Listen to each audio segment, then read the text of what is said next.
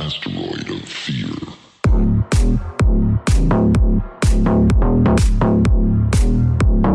Found. All right. That's So you don't want to forget that step, right?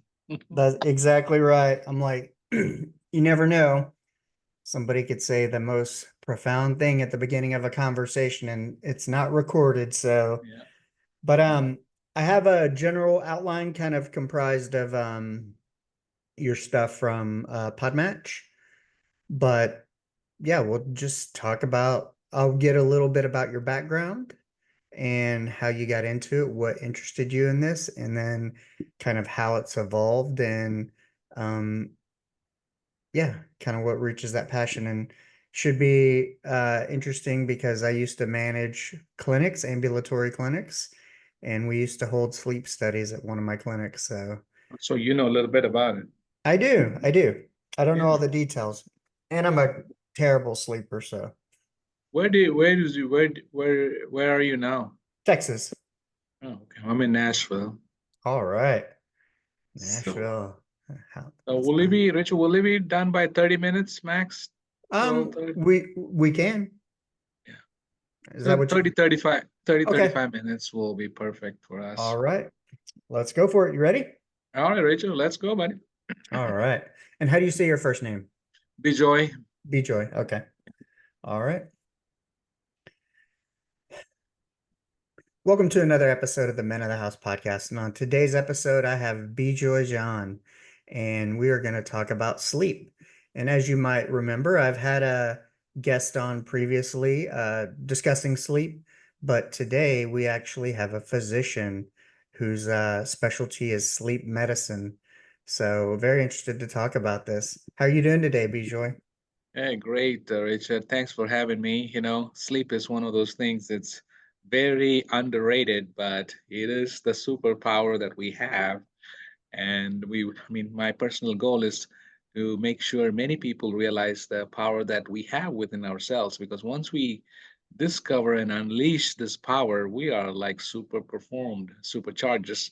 So that's my mission. And thanks for having me on your show. Yeah, I used to remember hearing this when I was in the Navy. I went to this school and we had a test one time, and I remember just being so tired.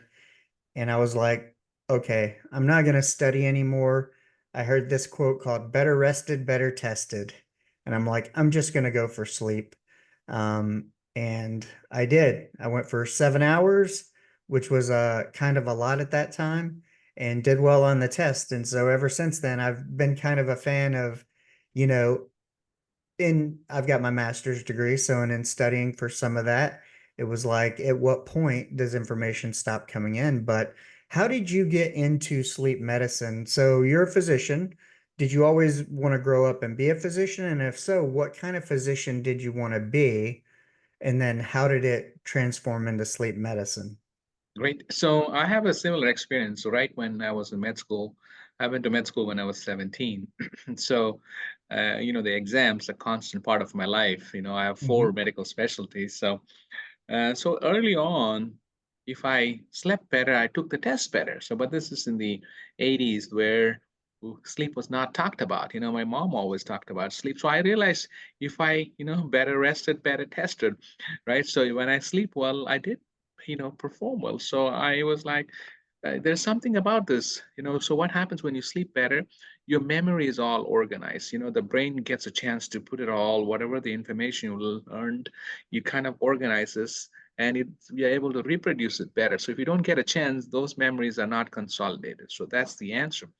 So yeah, how I got into this field, growing up, I had, asthma. It's a very interesting thing. It's called exercise-induced asthma. That I had the concept was same not, thing. yeah. So what happened is, when you start playing, you short of breath and it gets better. I was like, what is this thing? Finally, I become a, fellowship, pulmonary fellowship. Then that's when I realized, what this thing was. So early on, I know how it feels not to breathe better. Mhm. So the pulmonary was my fascination. My mom, and I shared this in my book called Nobody's Sleeping, that me and my mom had a major accident as a child, and there was one doctor involved in the care, and he really took care of her. and the decision was whether to cut her legs off or not. So this guy was like, no. So there was always that gratitude, and I become that doctor in many people's lives in the ICU.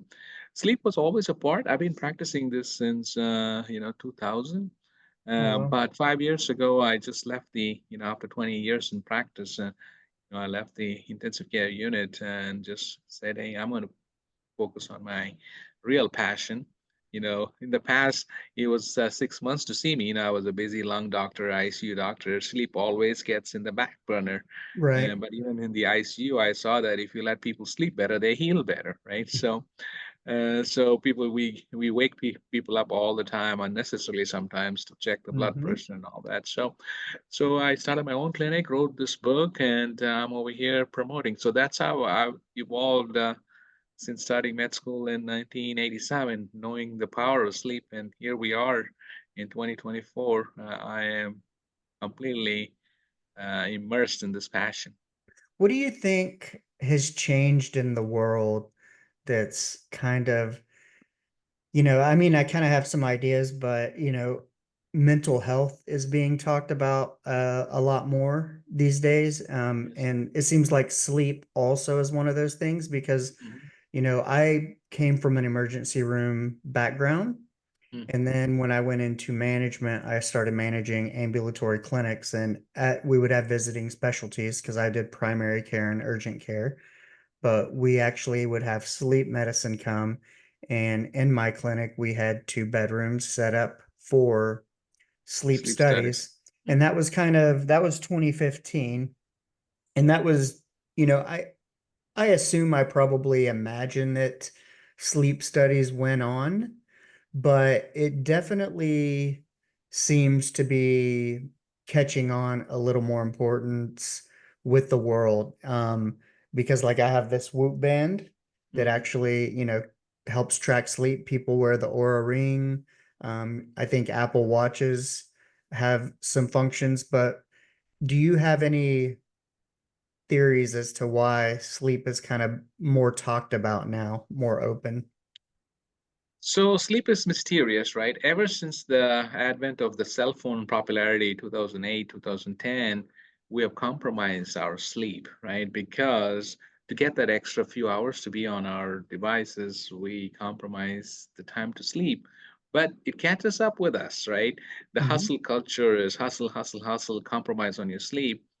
But then eventually, you have anxiety, depression. It's a bi-directional. The less you sleep, the more anxious you become. The more anxious you become, the less you sleep. It's a vicious cycle. So mental health is huge.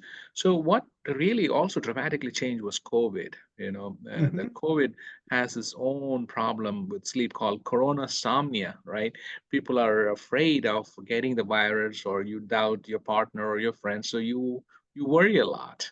And plus, Corona, the pandemic brought us working from home. So people had a dedicated 9 to 5 job, so they get, wake up at 6, get ready, go to work. Now, work from home, right? You have your laptop, computers, and so you sleep longer, go to bed longer. So our clocks have changed, our anxiety is more. But somewhere along the line, people are beginning to realize the healing nature. Richard, when you have a problem in life, what do you tell each other? Hey, let's sleep on it. We never say let's exercise on it or diet Yeah, on it. So the awareness is becoming more because the sleep and mental health works together, or I can say it collided. right. And so all of a sudden, hey, when you sleep better, your mental health is better. So in that dialogue, so it was the sleep quality was getting worse, and then it got really weird after COVID, and now it has reached this climax, or the worst. And then with the mental health talk, when people are aware and everybody's talking about getting good sleep. Yeah, I think the mental health component, because I know Yes, like I suffered from some depression before COVID. yes, And when I went and told my primary care physician, hey, I think I'm depressed, they were like, and I'm not sleeping. They were like, well, the first thing we got to do is get you some sleep. yes, Um, and then of course started me on some medications, but sleep was kind of that pillar yes. of the beginning of getting better. Mhm. Do you is there, so I know like there's this thing of like, let's say you need 8 hours a night, but is there a true 8 hour, or is everybody kind of so different that some people function really well on 5 or 6? I mean, are people's physiology different enough to where there's an optimal amount kind of geared towards you and how you would figure that out? Great question. So, there's some people are short sleepers. Elon Musk is a classic example, but he thought everybody is like him, but not everybody is like him. That's a genetic lottery. He functions well with 3 or 4 hours of sleep, Oh, but wow. that's the message that gets misconstrued in the media, and then the bigger, broader paint, the brush is that nobody needs a lot of sleep. You can die, or rather you can sleep when you die. I Yeah, literally tell I've heard people, that. yeah, so that's the message that gets out there. But in reality, all of us need somewhere between 7 and 8 hours. Children need more sleep. So because sleep is complicated, there are several stages and cycles. To get all that cycles and stages, you need about 7 to 8 hours. So the key question is, in the morning, when you wake up after sleeping 8 hours, how do you feel? If you feel great after 5 hours, hey, more power to you. You may be a short sleeper. But if you're still tired after 8 hours, then you might have a sleep debt. You could have a sleep problem. You could have medical problems that is affecting your quality of sleep, like people with asthma, emphysema, they don't breathe well at night. People with congestive heart failure, or people with diabetes who take medications. So those are many reasons you need to look into. So how you feel in the morning after consistently sleeping for 8 hours or whatever 5 hours answers that question. Yeah, that's what I kind of like about the Whoop is that it kind of breaks it down for you, and Yes, it'll tell you how much time was spent in deep sleep and what, REM sleep and then deep sleep, and I guess it adds them up and says, X amount percentage of your time was spent. This is either optimal or not. And I found it interesting that even on some of the days that I had, like, let's say longer, like a 7.5 hours, my deep sleep was less. But then I had a night where I only slept like 4.5 to 5 hours, and half of my sleep was deep. And so it was interesting to me to understand that the total hours were less, but the quality within those total hours was actually more. Um, how does that work? so it all What depends upon the differentiates that? It all depends upon the quality, not the quantity. So Mhm. there is this misconception that REM sleep is good for you. It's actually good for you for, many reasons like memory consolidation, conflict resolution, but it is not a restful sleep. Right. Stage three non-REM sleep is the most restful. So I call it the sweet sleep. So, usually we should get about 25% of that each night. So if you sleep 8 hours and you spend majority of the time in the REM sleep, you're not rested. So, so how much you spend in the stage three non-REM sleep is the most important thing. And I'm actually a guy. I'm not a big fan of those wearables because Hmm. people worry a lot. I tell people just get the data. Follow the whatever the guidelines, whether what I teach or you learn, and then install all that, follow Right. that, and have a follow-up night. Wearing it every night is only counterproductive because you're going to worry, hey, did I get enough this sleep, that It's sleep? like performance anxiety. Yes, I used to, because I was such a poor sleeper in the past, I actually used to turn my alarm clock facing the wall so that yes, if I ever woke up in the middle of the night, I'd never know what time it was, yes. because then you would start creating that anxiety of like, oh my gosh, I only have an hour left to sleep. That's great But advice. that was a great point that you made about the REM and that stage three, because the wearable does kind of break that down. And I didn't know that previously.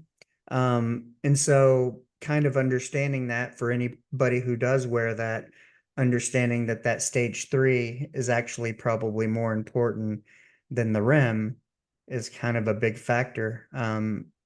not feeling like you have to hit that. But what are, if somebody comes to you, if I come to you and I say I'm a terrible insomniac, what are the first things you're going to, questions you're going to ask me, and first things you're going to get me to do to try to get to go to sleep? Right. So when I see somebody with poor sleep, the poor sleep is the tip of the iceberg of what's going underneath you, Right. right? It's not as clear cut as why you don't sleep. So when I see somebody, I first have to go through my questionnaire, say, hey, do you have any other medical problems? Like as simple as, pain, back pain, neck pain, do you have a breathing problem, heart problem, lung problem, diabetes? So first I rule that out. Hmm. Then I look into whether you have a psychological problem like anxiety or depression, because that affects your sleep. And then I ask, do you snore? Or do you have a sleep problem or a sleep disorder like restless legs, REM behavior disorder, limb movement disorder? So once I find all that, then I say, hey, you have clear cut insomnia. Sometimes insomnia can be together with all the other conditions. So that's just called comorbid insomnia. Two things can work be together. You Right. can have sleep apnea and insomnia. You have a heart problem and insomnia.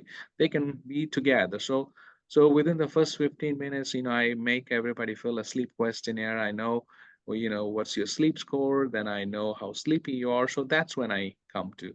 So, and part B of your question is what advice? Once I think you have sleep apnea, I tell them to do a home sleep study. Once you have a restless legs problem, then I tell them, hey, we need to check your iron levels, which is one of the number one causes of restless leg syndrome. What up? This is Ethan from the Nonchalant Perfectionist podcast. Clearly, you got a great taste in podcasts because you're listening to this pretty awesome show. Just so you know, I'm also part of the Podcast Connection Network. Yeah, that's right. We got a whole network of shows dedicated to your mental health and holistic wellness, just like this show. We've got something for every mood and for every goal. So look, man, if you're looking to expand your horizons and explore some incredible content, just check us out. The link to the Podcast Connection Network is waiting for you in the description below, man. Enjoy the rest of the show. So if you have a breathing problem or lung problem, I need to address that. So then I have this strategy called the Sleep Now program that I am promoting. So that's the acronym. My subtitle of my book is called Seven Proven Sleep Strategies. So the seven strategies, I use an acronym called Sleep Now. We can go into it whenever you're ready. Yeah, So that, let's go for it now. oh, you're ready then. I'm Okay. ready. I'm ready. I want to All know. right. I'm like, I have restless legs, because I got burned as a child, so I have some nerve damage on the back of my legs. Yeah. And So I the grew up with treatment is asthma. time, and Yeah. you have childhood asthma. So, people who don't sleep well, their asthma gets worse at night. So, Hmm. so, so the Sleep Now acronym, all right, SLEEPNOW. Your viewers can take it down. S is the schedule. For any plan to succeed, we have to have a schedule. So I tell people to sleep between 10 p.m. and 6 a.m. Why? Because a lot of good sleep, the stage three non-REM sleeps, happens early in the night. As the night goes in, as it becomes daylight, you get more REM sleep, and then the light comes in. You don't get any good sleep once the lights out. The whole world is awake. There's more noise, so you have to prioritize the sleep. So 10 to 6 is a perfect time. So by midnight, you have at least an hour and a half of good sleep. Then as the night goes in. So that's important. Next is L is low light, low noise, and low temperature. That is important because melatonin is only secreted in darkness and low temperature. Of course, noise affects your quality of sleep. So the word mela is darkness. So keep your room dark and also cold, 65 to 70 degrees. So the next is the big one, E, no to electronics, the Mm. light from the electronics. So I was telling you about the COVID. People bought work home and then the work they bought it to the bedroom, and here you are typing and looking at your phone. The light from the devices is telling the brain, hey, it's still daytime. See, the small children wake up in the morning, crack it down because the light. We all revolve around the light. Hmm. So we're not giving our body a chance. So I tell people to leave the electronics, get off electronics at least 30 minutes, and most importantly, don't keep it near to you. set an alarm. I literally keep it in my bathroom and set an alarm. Even this morning, the alarm went off. I walk, turn off. I don't get a chance to hit the snooze button. And also, Mhm. like you mentioned, in the middle of the night, you wake up. We all wake up in the night to use the restroom or some other reasons. Then you look at the phone, the time or notification. Somebody is wanting something, and then you're tempted to pick it up. Again, the light so no to electronics, that's a big one, right? So Mhm. SLE, the next E is the exercise. Exercise releases heat, but heat's not good for you to sleep. So I tell people to exercise at least 4 hours prior, or if possible, at least 2 hours. Exercise also releases endorphins and cortisol. You're all revved up. Yep. So try to give your body a chance because the next one is the P, power off your mind. So you have to give a body a chance by keeping your phone away, not exercising. You calmed your body down. Now you calm your mind. See, we want our sleep to be an on and off switch, but it never happens. It has to be a dimmer, right? So I teach two techniques to people to power off your mind. One is called vivid imagination. I've been practicing this for more than 30 years myself. So when I lay in bed, I'm thinking of the abstract. I'm not thinking about any reality. If I watch the show, I'm the director of the show or I'm the hero of the show. So I start thinking about that. So my mind is in the abstract, not in reality. And then the next is the yoga nidra. So I tell people to lay on the back with the palms up and look at the ceilings and start thinking about the different parts of your body, starting from the head. So that's this progressive muscle relaxation, part of cognitive behavioral therapy for insomnia. So that's an excellent way to calm down. But remember, you cannot power off your mind until you give it a chance. So Right. the next is NO. I've combined. So no to worries. We all worry. I tell people to worry between 6 p.m. and 8 p.m. So that's my dedicated worry time. I I was like getting that. ready for your show. I saw, hey, what time is it? Eastern time, Central time. I said, okay. And then, so leave it, from 8 o'clock, you're getting ready to go to bed. You have to have a ritual. You have to wind down, hustle, hustle. We've been hustling, hustling all day. And now you're slowly, coming towards rest. And then the last in the acronym is W. This is win by losing. We are winning, winning, winning. But in sleep, you have to win by actually losing yourself and keeping everything simple. The hustle culture, I think, has met us match in sleep. We can hustle, we can data mine your way into sleep. You can, therapy into your way. So I tell people that all things considered, when you're entering the bedroom, as you enter the bedroom door, it's like a TSA screener. If you have your phone, beep, you got to leave it alone. If you have worries with you, beep, you got to leave it outside. So bedroom is only for, sex and sleep. If most people are either snoring or they're worrying. Yep. You follow this. I've helped many thousands of patients over the last 25 years. I'm up to like 50,000 patients. So, I perfected it. I suffered from insomnia when I was in med school, when I lost my mom, or when I started my business. But I found I use the same techniques what I write in my book, or, I'm not taking a single pill. I don't intend to because we are a melatonin factory. We have GABA in our body, helps us to sleep. We have all that, but we need to give it a chance. Hey, it's not going to happen without you giving a chance. So that's my Sleep Now acronym. So many people are following it and getting better. Now I've heard, I don't know if this is true or not.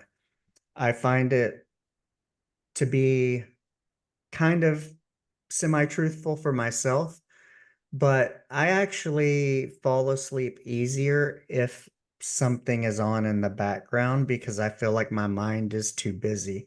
So if Yes. there's like a TV on or something, it's just noise. I'm kind of listening to it, not listening to it, but I set a timer on the TV, fall asleep, and then let the TV go off.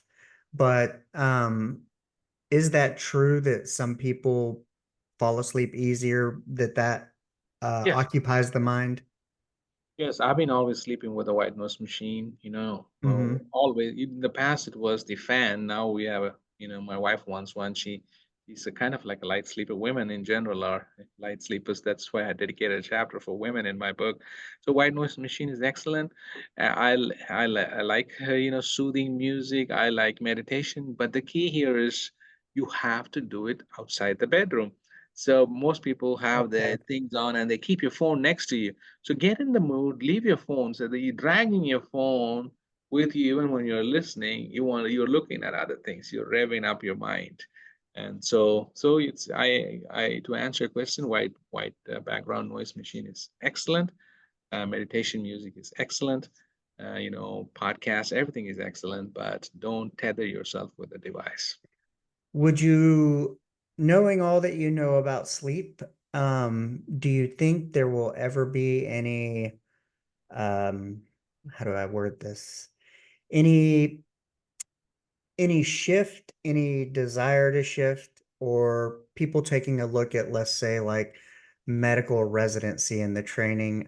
Because I worked in a level one trauma center where we trained residents, Mhm. and especially interns, first years are always sleep deprived and carrying like three beepers, and they work a lot. Do you think, knowing kind of what we know about sleep, do you think they'll ever change residents to not working 80 or 90 hours a week? Or That's been already changed. Nobody works more than 8 hours, at least in theory. We were right? trained 36 hours straight, but not anymore. The ACGME has really been strict and for the right reason. So the residency programs are much restricted. They don't work long shifts like they used to. So Hmm. that has come to fruition at least in the last 10, 15 years now. Well, that's good. That's good to hear, Yeah. because I hear what 24 hours, 48 hours lack of sleep is similar to having a couple of cocktails, and you probably don't want somebody who's had a couple of cocktails operating on you. Yeah, 36 hours, your blood alcohol is equivalent to a blood alcohol of 0 0.5, which is legally Mhm. drunk in some parts of the world and in Utah. Um, so one thing I like to ask everybody before we hop off is, kind of having gone into this field, what is one unexpected thing that's been a great benefit? Maybe you helped somebody but never would have happened had you not decided to kind of pursue this sleep thing that was always on the back burner and follow that true passion. So the more and more we're coming across how sleep improves mental health, how sleep prevents dementia, how it's important for controlling blood pressure. So every medical patient who's got high blood pressure, diabetes, heart problem, or even mental illness, they all need a sleep evaluation, right? Which Hmm. is medication. So the more aware people are, it gives me more, excitement to treat, people. And the best part of me writing the book and is people calling my office or sending me a note saying, "Hey, it changed my life. I didn't know blood pressure and sleep apnea was related. I didn't know, diabetes can be better controlled by controlling my sleep problems." And even mental health people come off a lot of their medication. So it empowers me now to treat more people because we all know.